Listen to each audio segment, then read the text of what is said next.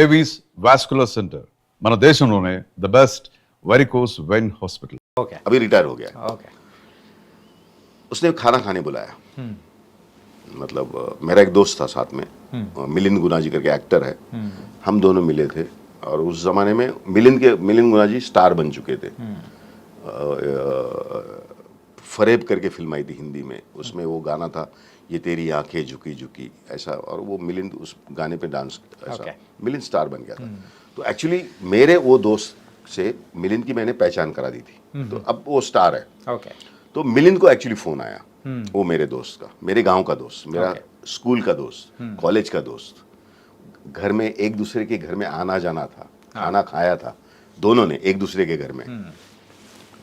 अब उसने मिलिंद को फोन किया तो उसने बोला रवि भी मेरे साथ है, तो मैं गया।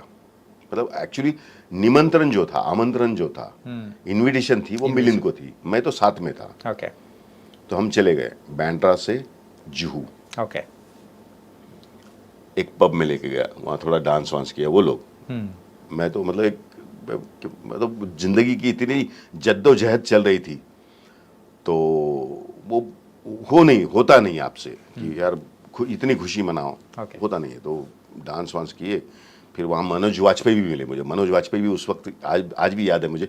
सत्या उसी वक्त रिलीज हुई थी, सत्या हिट हो गई थी, मनोज वाजपेयी भी स्टार बन चुके थे। तो मिलिंद गुना जी, मनोज वाजपेयी, मैं, तो मनोज भी मुझे डांस करते करते मुझे देखा, क्योंकि हम थिएटर से एक दूसरे को जानते हैं। ओके तो मनोज भी ए रवि यार आजा तू डांस कर ले। मैं बोला नहीं यार मनोज आप लोग स्टार है यार, मैं कौन हूँ। मतलब ऐसी भीड़ में, मतलब होता है ना बेगानी शादी में अब्दुल्ला दीवाना।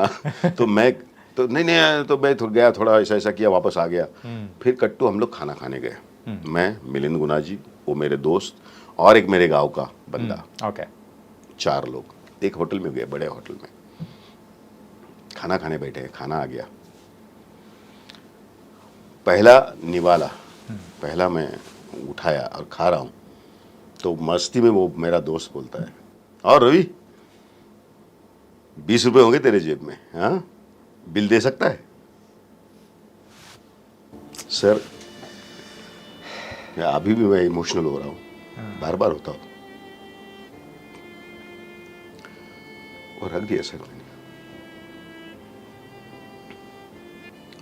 नहीं खा पाया मैं।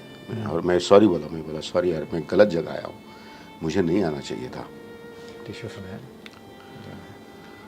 तो मेरा दोस्त है मिलिंद गुना जी, उसको मैंने रिक्वेस्ट किया, प्लीज यार, उसने जो बोला है ना आज मुझे बिल देना है, मुझे बिल देना है।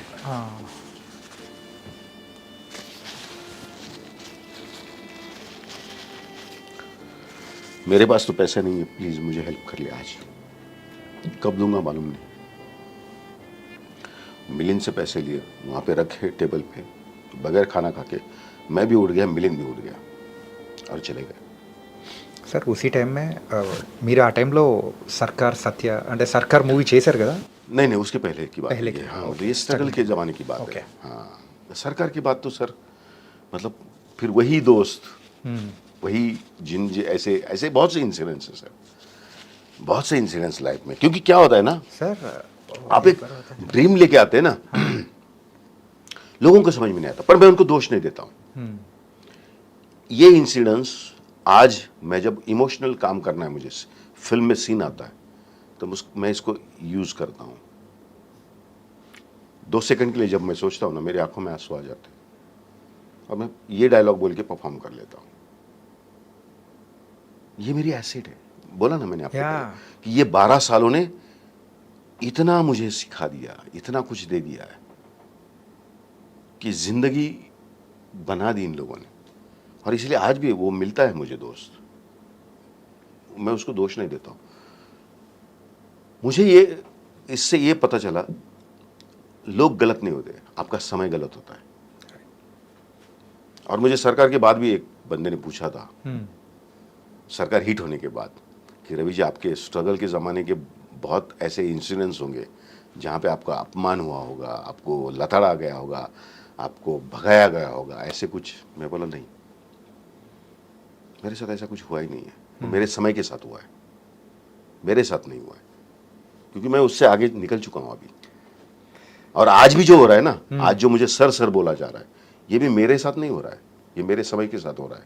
कल हो सकता है मेरा बुरा टाइम आएगा तो वो जो हुआ ना उससे भी बहुत गलत हो सकता है मेरे साथ, क्योंकि ये समय के साथ होता है, मेरे साथ नहीं। क्योंकि मैं अब इतना ऊपर उठ चुका हूँ, इतनी दुनिया देख चुका हूँ कि मैं समझ गया हूँ। जैसे हमारे माइथोलॉजी में कहते हैं। सर एक सवाल सर, तुम्हारा दोस्त उसी टाइम में तो तुमको बोला ना 20 रुपए तुम्हारे पास है तो वो बोला ना, उसी टाइम में तुम्हारा दिमाग में क्या चलता सर? मतलब हम अपना टाइम आएगा ऐसा कुछ? नहीं, इतना मालूम नहीं था सर, पर इतना गारंटी था। मैं अपने आप को बोलता था कि ठीक है ना, कि तूने ये सोचा है ना, तुझे बनना है, अब ये तो आएगा। और ये नया नहीं था, कई बार हो चुका था। कभी किसी रिश्तेदार के घर में गया, मैं टिफिन लेता था, 250 रुपीज महीने का टिफिन मिलता था, 2 टाइम का खाना। उस जमाने मुंबई में तो 2 टाइम का खाना ही मिलता था, तो मैं चाय भी नहीं पीता था उस जमाने में। అంటే అప్పుడు 2 పూట్లే हाँ, 2 टाइम खाना खाना है, no breakfast, no in between कुछ, क्योंकि पैसे नहीं हुआ करते थे। और एक सपना लिया था आपने, एक मिशन पे थे ना आप, तो वो मिशन था। क्योंकि और घर से पैसे नहीं मांगने, क्योंकि एक फार्मर फैमिली है, वहाँ पे क्या प्रॉब्लम्स है मालूम थे, वो देखे थे मैंने। तो अब उनको और तकलीफ नहीं देना था, तो जो भी है अपना छोटा मोटा काम करके कुछ अर्निंग करना है और अपनी ज़िंदगी चलानी है बस। मतलब ये था। तो जितना हो सके खर्चा कट करना है लाइफ में। मतलब कभी कभी ऐसा भी होता था कि बस से जा रहे हैं तो एक 10 रुपये का टिकट है, और 2 स्टॉप पहले उतर गए अगर, तो 5 रुपये टिकट है, तो बस 5 रुपये का टिकट निकालना है, 2 स्टॉप पहले उतरना है, बाकी दो स्टॉप चल के जाना है, फिर 5 रुपये बचाने हैं, क्योंकि जाने के टाइम वापस वो 5 रुपये इस्तेमाल होंगे, वहाँ पे जाके बस पकड़ना है। वो करना पड़ता है, वो कोई बड़ी बात नहीं, मुझे लगता था ऐसा, क्योंकि उस वक्त अच्छा भी लगता था। मतलब ऐसा कोई मैं बहुत त्याग कर रहा हूँ, सैक्रिफाइस कर रहा हूँ, ऐसा नहीं लगता था। तो कभी कभी ऐसा होता था, फेस्टिवल के दिन है और मैं टिफ़िन की जगह मैं सोचा था कि यार किसी रिश्तेदार के घर में जाके, बहुत नज़दीक के रिश्तेदार, ऐसा नहीं कि बहुत दूर, बहुत ब्लड रिलेशन में। ओके। और जब मैं गांव में था, तो वो जब शहर से गांव में आते थे तो मेरी माँ उनको मतलब बड़े प्यार से मिलते थे, वो भी बड़े प्यार से मिलते थे। और फिर वो गांव में जो होता है, मूंगफली है या वो सीज़न की कोई सब्जी है या गेहूं चावल है, वो उनको गिफ्ट देती थी माँ मेरी। तो वो मतलब मुझे लगता था यार ये बहुत अपने लोग हैं, ब्लड रिलेशन है। तो ऐसे किसी फेस्टिवल के दिन मैं वहाँ चला गया और मैं ये सोचा था कि वो कुछ फेस्टिवल का जो खाना होता है ना अपना, हर ट्रेडिशन में, तो वो खाऊंगा और ये अच्छे लोग हैं, थोड़ा मिलूंगा, थोड़ा सा माइंड फ्रेश हो जाएगा, ये हो जाएगा। पर वहाँ जाके वो मियाँ बीवी जब जाता था तो वो मियाँ बीवी आपस में झूठ मूठ का झगड़ा करते थे और मुझे बोलते थे जा यार तू, अभी झगड़ा हो गया है, और मुझे भगा देते थे। अब मैंने वहाँ भी बोला नहीं, मुझे टिफ़िन नहीं चाहिए आज, यहाँ भी खाना नहीं है, जेब में पैसे नहीं है, तो किसी गार्डन में जाके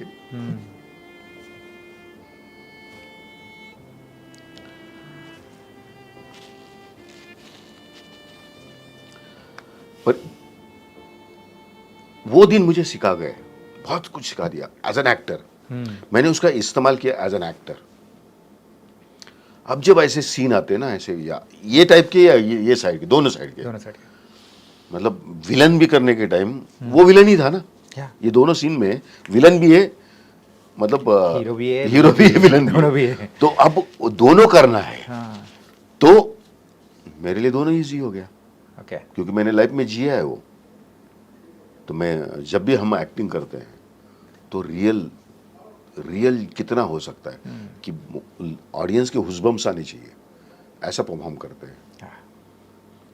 और अभी बाला सर के साथ जो फिल्म कर रहा हूँ उसमें आप देखेंगे अभी ऐसे सीक्वेंस। हाँ, बाला सर के साथ तमिल मूवी, बॉबी डायरेक्टर है, वो आने वाली है जनवरी में, अनाउंस भी हो गया है, जनवरी में आ जाएगी करके, NBK 109। तो उसमें मैं पहली बार तेलुगु ऑडियंस के लिए బాలకృష్ణ గారి movie, okay, Balakrishna, okay, Balakrishna గారి మూవీలో నైస్ तो उसमें वो जो कैरेक्टर है अगेन, मैं जो हूँ किसान, ఓకే ऐसा कुछ है, आप देखेंगे तो उसके लिए फिल्म देखना నైస్ पड़ेगा। సార్ బాబీ గారు అండ్ బాలకృష్ణ గారు ఇద్దరు కాంబినేషన్ అంటే బాగా పెద్ద మూవీ. మీకు నచ్చిన క్యారెక్టర్ అది కూడా ఏంటంటే ఫార్మర్ క్యారెక్టర్. हाँ मतलब एक है, बहुत इमोशनल है, Emotional, okay. और बहुत बढ़िया कैरेक्टर है, और करने में बहुत मजा आ रहा है. अभी भी शूटिंग है, Okay. अभी शूटिंग चल रही है इन बिटवीन. आज छुट्टी है तो आपको मिलने आया हूँ. Thank you sir. First time acting with Amitabh Bachchan గారు ఎలా అనిపించింది అసలు?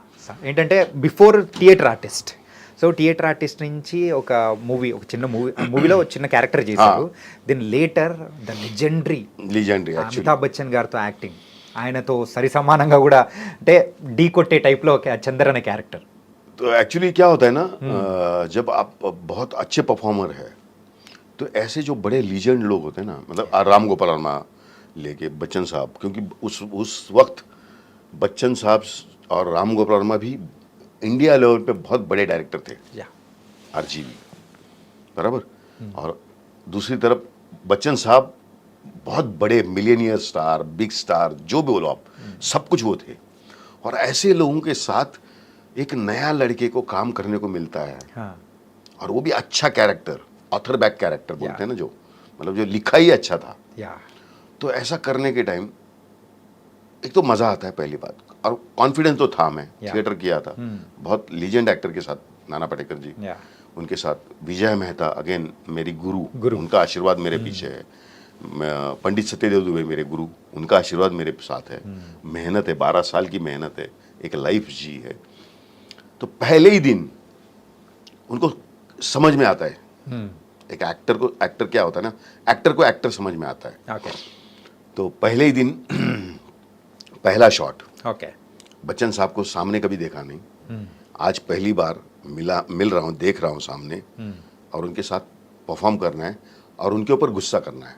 ఓ और वो सीन है, वो शिंदे के आदमियों ने फिर से नाटक शुरू किया. హా आपने उस वक्त मुझे रोका नहीं तो मैं, ये सीक्वेंस था. और कैमरा मेरे पीछे था एक्चुअली, ఓకే पर मैं थिएटर वाला ना, सामने वो सोफे पे बैठे हैं, तो मैं ऐसे खड़ा होकर उनको देख रहा था, ऐसा घूर रहा था एकदम. अभी एक्शन बोलेंगे तो डायलॉग बोलना है. मेरी आंखें देख के मुझे बोलते, भैया मारेगा नहीं ना बच्चन साहब. तो मैं वो रूम से भाग गया, दूसरे रूम में गया. रामू जी मेरे पीछे पीछे आए, बॉस. बोले क्या हुआ? उनको लगा पहला ही दिन है ये रवि को कुछ क्या भाग गया. तो उन्होंने फ्रेम में देखा तो मेरे पीछे आए, बोले क्या हुआ रे, क्या. ఓకే तो मैं बोला नहीं सर, वो मेरी टांग खींच रहे हैं, मजाक कर रहे हैं मेरे साथ. मैं ऐसे देख रहा था उनको, तो बोलते भैया मारेगा नहीं ना, तो इसलिए मैं आ गया. अच्छा ठीक है रवि संभाल लेना. मैं बोला हाँ सर कुछ नहीं. मैं गया, फिर वापस खड़ा हो गया, ऐसे कैमरा पीछे. तो मैं बोला अभी आंखें बंद रखते हैं, जब एक्शन बोलेंगे तो आंखें खोलेंगे. तो वही किया. तो उनको समझ में आ गया, पर ये एक्टर अच्छा है. Okay. हाँ, वो तो उनको समझ में आ गया कि ये पूरा एकदम जोश में खड़ा है बंदा. तो बाद में तो मतलब इतना सपोर्टिंग थे वो, तो मतलब थैंक्स, वो मुझे इतना उन्होंने ये किया. कभी कभी हमारे साथ में सीन है तो वो पहले सीन शुरू होने के पहले बोलते थे, अरे भाई सुनो एक बार डायलॉग बोल के देखते कैसा होता है. बच्चन साहब मुझे पूछ रहे हैं, ఓ मतलब मेरी उस वक्त की एज और उनका एक्सपीरियंस उससे ज़्यादा था फिल्मों का. पर वो, और जब समझ में आता है ना एक ये अच्छा एक्टर है, तो वो बहुत रिस्पेक्ट करते हैं. Very down to earth person కూడా అని విన్నాం సార్. बहुत और बहुत वो इतने घुसे हुए हैं ना, कैरेक्टर में इतने घुसे रहते हैं ना, वो मनन करते रहते हैं. मतलब मैं कई बार उनको ऑब्जर्व करता था, मैंने बहुत लोगों को ऑब्जर्व किया ऐसे. ये मेरी एसेट है अगेन. मैं बहुत सीखते रहता हूँ, रोज सीखता हूँ. Okay. Every day as an actor, every day is a new day. New day is a learning process. हाँ, it's a learning process, and every moment you have to prove yourself. Right मतलब मैंने ये किया था करके आज मुझे यहाँ नहीं खड़ा हो सकता है. मुझे आज जहाँ खड़ा हूँ वहाँ मुझे प्रूव करना है कि why I am here. Yes बराबर. तो वो मतलब चिरंजीवी सर से मैंने सीखा. उनका भी जो परफॉर्मेंस आचार्य जब कर रहा था, हाँ. तो 22-25 दिन साथ में काम किया. तो इतना ये हुआ ना, मतलब रजनी सर से मैंने सीखा, काला किया जब, तो वो सेट पे रहते हैं और अपने काम में इतना कंसंट्रेट करते हैं ना, वो अलग अलग तरीके से मतलब मनन कर चलता रहता है, पर वो समझ में आता है। मतलब अभी समझो मैं हूँ, मैं बच्चन साहब भी ऐसे करते थे, मतलब लाइन पेपर देखेंगे,